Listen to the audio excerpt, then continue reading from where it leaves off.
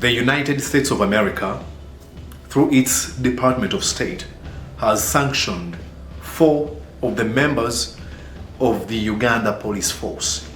Through the statement published on their website, it reads, quote, that the Department of State is taking action today to promote accountability for human rights violations committed in Uganda by designating 4 members of the Uganda Police Force due to their involvement in gross violation of human rights, namely torture and cruel, inhumane, or degrading treatment or punishment.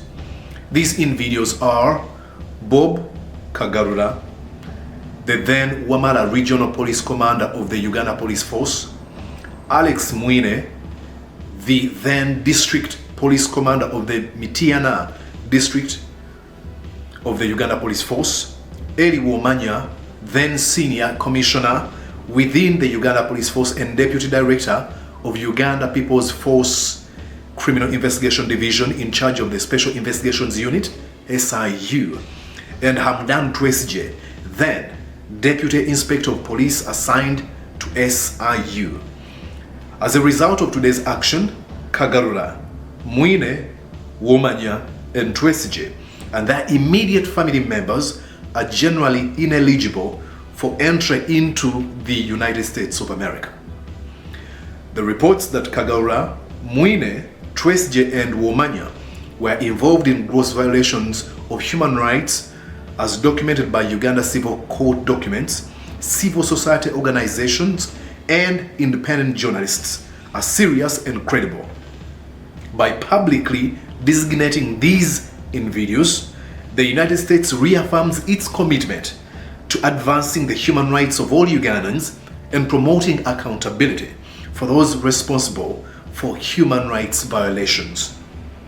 And they go on to sign down here that these public designations are made pursuant to Section 7031, Clause C of the Department of State, Foreign Operations and Related Programs Appropriations Act 2024. Now, this is USA speaking to the Ugandan government, telling them these folks committed crimes, but since you can't do anything, we're sanctioning them and their immediate family members from entering the United States. Shortly after this, the leader of opposition in Uganda and president of the National Unity Platform, Robert Kyagulanyi Ssentamu, alias Bobi Wine, released a statement, and it reads, quote, "We are very delighted to receive news of fresh sanctions imposed by the United States of America on 4 senior police officers who have been involved in torture, cruel, degrading, and inhumane treatment. The 4 are Bob Kagarura, Elly Womanya, Alex Mwine, and Hamdan Twesigye. Among other crimes, these 4 will be remembered for their role in the gross torture of Honorable Francis Zaake, which was confirmed by the High Court. As always, and despite the massive evidence against them, the regime shielded them and even promoted them. These sanctions are yet another reminder that the wheels of justice may come slowly, but they will eventually arrive. They are also a reminder to all overzealous senior, mid-level, and junior security officers that they will be held individually responsible for the crimes they commit against the people of Uganda. We are very thankful to the government of the United States for continuously listening to the pleas of the people of Uganda about those who violate rights with impunity and remain untouchable by the captured institutions in Uganda." That's a statement that is full of truth. These folks commit crimes. They abduct a member of parliament, they torture him, beat him to pulp. And instead of being held accountable for their crimes they commit with impunity, they are promoted and held like untouchable.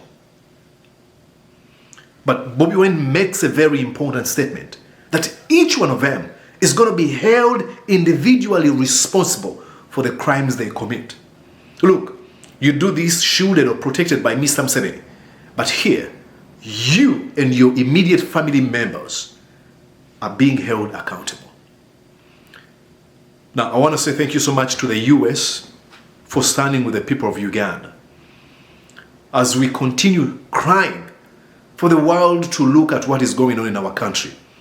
A dictator who has been in power for almost 40 years continues to hold on to power, thinking that he's the only man who can fix the problems of his country. And even when he thinks beyond himself, he believes that the only person who can fix the problems of Uganda, apart from himself, that would be his son.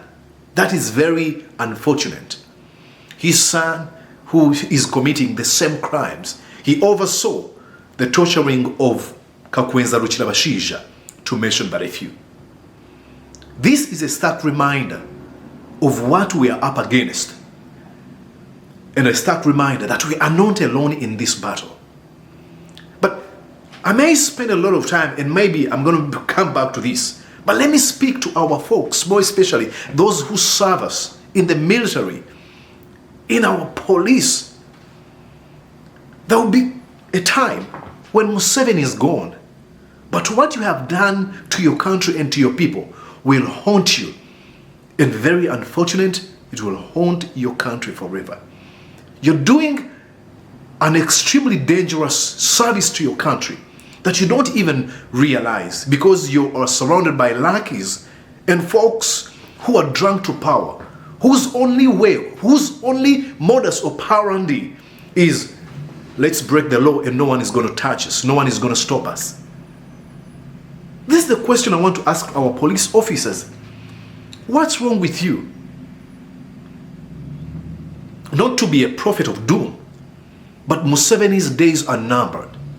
And wouldn't that give you some sort of an epiphany, a sudden realization that when you swore an oath, you didn't swear an oath to protect Museveni and his family. You swore an oath to the Constitution of the Republic of Uganda. You swore an oath to the Constitution, to the people of Uganda. These are the people you have to protect regardless. But you're hell-bent on pleasing one man whose days are numbered. There will come a time, Mr. Museveni will not be in power. But what you have done, the damage you have caused to your country, will remain. It will haunt you. It will haunt your children and your grandchildren and your grandchildren and the grandchildren of your grandchildren.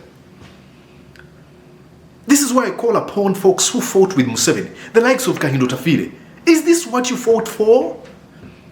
Some of your friends died in the war. Some of them were killed. Many of them were maimed. We lost over 200,000 people in nowhere. War. Is this what you fought for?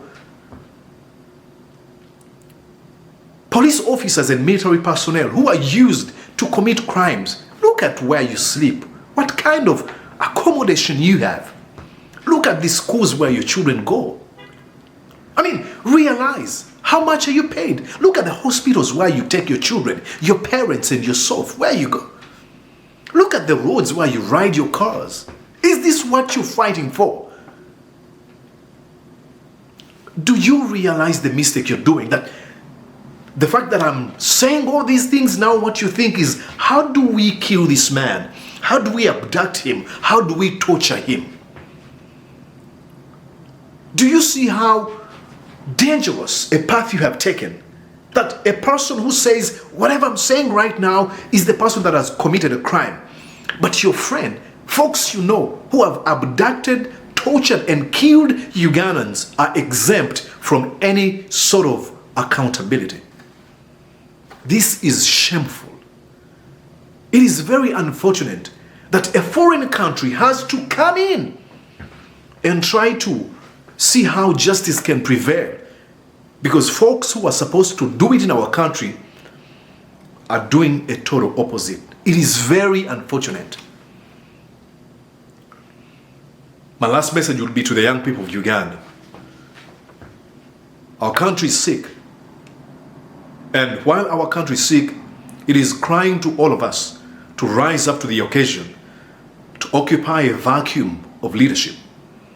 Folks who we thought were going to lead us, folks who we believed that they had a good vision for our country, They only had one vision: to feed themselves, to serve themselves. Now, young people, this is not leadership. Don't look at Museveni. Don't look at his lackeys and minions. There's true service that goes beyond yourself. And we are called upon.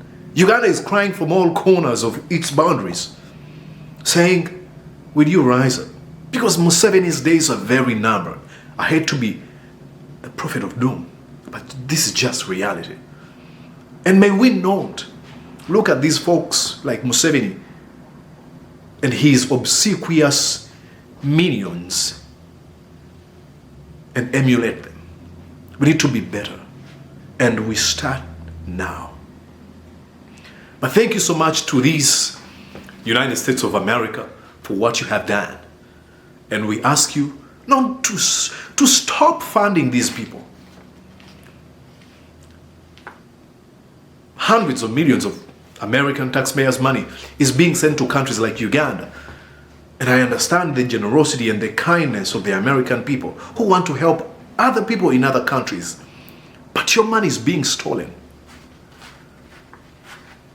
Speak up and tell the US government not to fund us because the money is being stolen by Museveni and his minions.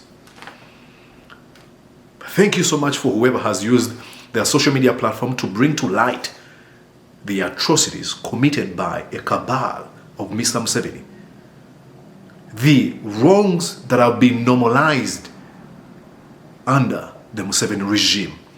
I can guarantee you, just like Bobby Wine said in his statement, I'll quote Martin Luther King Jr., the arc of moral universe is long, but it bends towards justice. Oh yeah. Change takes a long time, but it eventually happens. Yes, it will, and sure, it will happen.